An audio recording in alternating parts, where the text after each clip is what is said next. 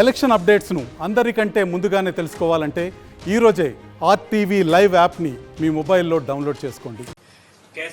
कैसा माहौल आप देख पा रही हैं यहाँ पर? भैया अक्सर राजनीति में हम लोग प्रचार कहते हैं, लेकिन पहली बार लग रहा है कि प्रचार की जरूरत भी नहीं है यहाँ पर. बस बैठिए इकट्ठा, मोदी भाई के बारे में बात करिए और लोग आपसे जुड़ जाते हैं या लोग इंतजार करते हैं कि आए अलग अलग लोग राज्यों से और हम अपने मोदी भाई के बारे में बात करें, काशी के बारे में बात करें. ये है यहाँ का माहौल. तो बहुत ही बढ़िया है, बहुत ही शुभ माहौल है यहाँ पर. जीत तो वैसे तो तय है, सभी जानते हैं ये बात, लेकिन अब आंकड़ा अब के बार बहुत अधिक आ जाएगी. इतना जोश यहाँ पे भरा हुआ है.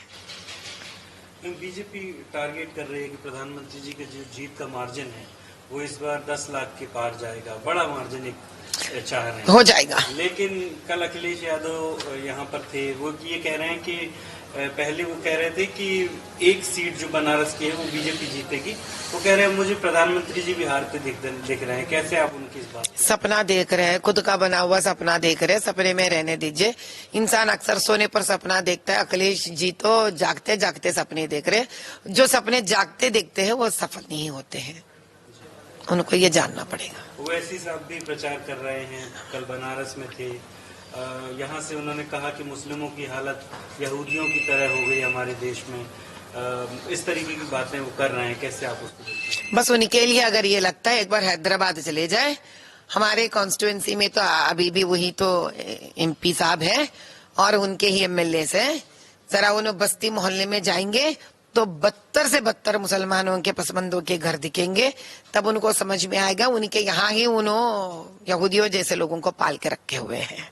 तो शायद यहाँ आते हैं हैदराबाद भूल गए असदुद्दीन जी. तो अगर एक बार याद दिलाना है तो हम फोटोज भिजा देंगे उनको.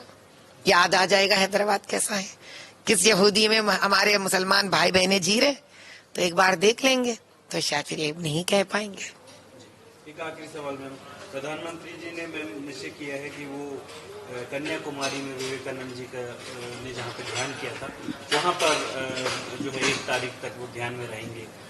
कैसे आप देखते हैं? वो विवेकानंद जी से बहुत प्रभावित हैं प्रधानमंत्री जी और इस तरीके प्रधानमंत्री जी का जीवन एक सामान्य सर्वसाधारण जीवन के साथ साथ एक आध्यात्मिक जीवन भी रह चुका है उनका.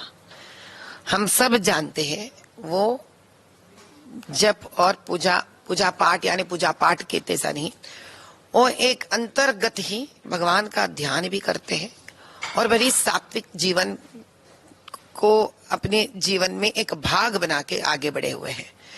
तो इस प्रकार से जिस प्रकार के शांति को कायम करना चाहते हैं देश भर और अंदर अपने आप में भी, उसके लिए कन्याकुमारी और विवेकानंदा जी के से बढ़कर एक कॉम्बिनेशन तो कुछ नहीं हो सकता है.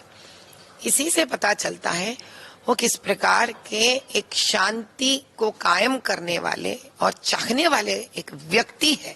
ऐसे व्यक्ति को ही प्रधानमंत्री बार बार इस देश को चुनना चाहिए. मैम 400 पार का नारा चल रहा है, आपकी सीट की चर्चा पूरे देश में रही. भले वो इलेक्शन आप हैदराबाद में लड़ रही थी लेकिन पूरे देश में उसकी चर्चा हो रही थी. 400 पार में एक सीट हैदराबाद की भी हम गिन लीजिए. थोड़ी देर होगा लेकिन गिन लीजिए. हम लेकर आकर ही रहेंगे, हम जीत जाएंगे. अगर इधर उधर हुआ तो कोर्ट तक जाकर हम इस मुद्दे को जीत सही न्याय से लेकर ही आएंगे और 400 पार भी करा देंगे. हम हैदराबाद हमारी है और न्याय का है, जीत कर रहेंगे. మరిన్ని వీడియోస్ కోసం ఛానల్ ని సబ్స్క్రైబ్ చేయండి. లేటెస్ట్ అప్డేట్స్ కోసం వాట్సాప్ ఛానల్ ని ఫాలో చేయండి అండ్ లింక్ డిస్క్రిప్షన్ లో ఉంది.